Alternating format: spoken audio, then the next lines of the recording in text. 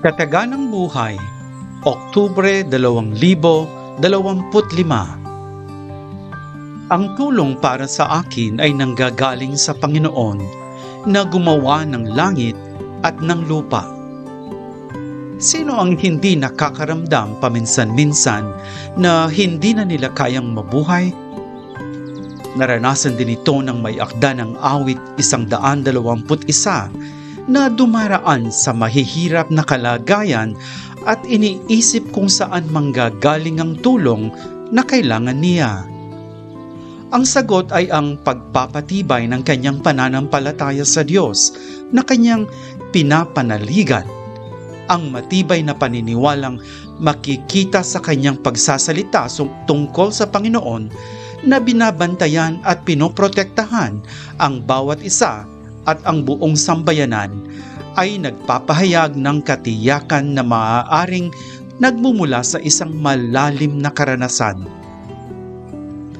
Ang tulong para sa akin ay nanggagaling sa Panginoon na gumawa ng langit at ng lupa. Ang natitirang bahagi ng salmo sa katunayan ay ang pagpapahayag ng isang makapangyarihan at mapagmahal na Diyos na lumikha ng lahat ng nabubuhay at inaalagaan nito araw at gabi. Hindi papahintulutan ng Panginoon na ikay mabuwal. Siyang nag-iingat sa iyo ay hindi matutulog, ang sabi ng salmista na sabik na inihikayat ang kanyang mambabasa. Nababalot ng paghihirap, itinaas ng may akda ang kanyang mga mata, naghanap ng tuntungan sa labas at lampas sa pinakamalapit niyang saklaw at nakahanap ng sagot. Naranasan niya na ang tulong ay nagmumula sa nagbigay buhay sa bawat nilalang, na patuloy na tinataguyod ito sa bawat sandali at hinding-hindi ito pinapabayaan. Ganito katatag ang kanyang paniniwala sa Diyos na ito na binabantayan ang lahat ng tao araw at gabi. Siya ang tagapagtanggol ng Israel na hindi niya maiwasang ipaalam ito sa iba.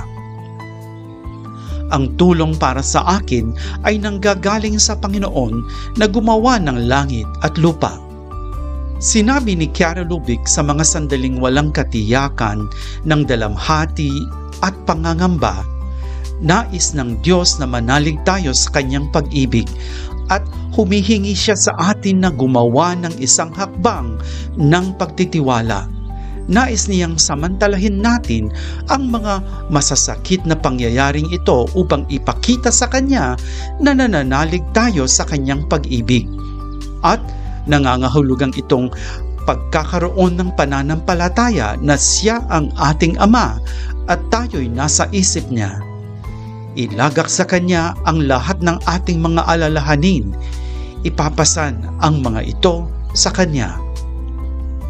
Ngunit, paano nakakarating sa bawat isa sa atin ang tulong na nagmumula sa Diyos?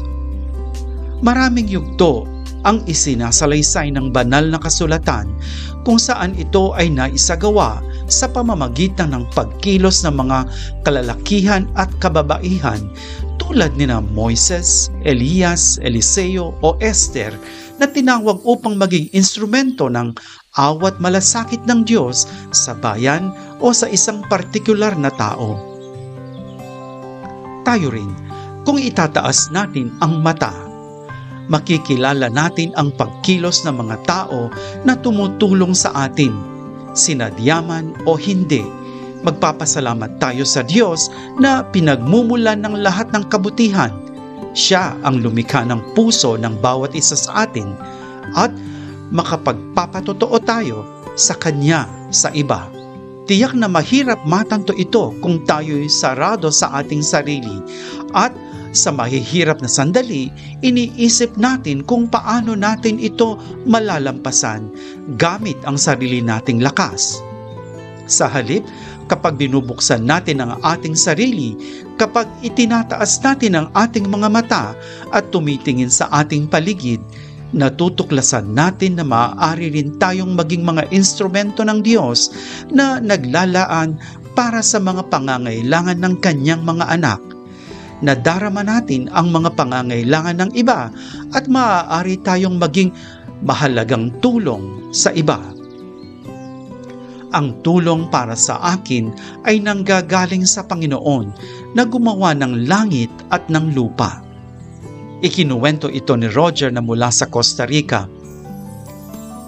Pinaalam sa akin ng isang paring kakilala ko na may dadaan upang mangolekta ng adult diapers na kasama ang solidarity group na kinakabilangan ko ay ibinigay natin para mapakinabangan ng iba. Batid na kailangan ito ng isang kasapi sa kanyang parokya. Habang naghihintay ako sa kanya, nakita ko ang isang kapitbahay na may pinagdaraan ng napakahirap na sitwasyon at ibinigay ko sa kanya ang huling 7 itlog na mayroon ako. Kasama ang ibang pagkain. Nagulat siya dahil wala siyang makain para sa kanyang sarili, sa kanyang asawa at sa kanyang mga anak. Ipinaalala ko sa kanya ang sinabi ni Jesus, "Humingi kayo at kayo ay bibigyan," na binibigyang diin ang kanyang nagiging maalalahanin sa ating mga pangangailangan. Umuwi siyang masaya at nagpapasalamat sa Diyos. Sa hapon, dumating ang taong pinadala ng pari. Inalok ko siya ng kape. Isa siyang tsuper ng truck at habang nag-uusap kami, tinanong ko siya kung ano ang dala niya. "Mga itlog," sagot niya, at gusto niyang iregalo sa akin 32 nito.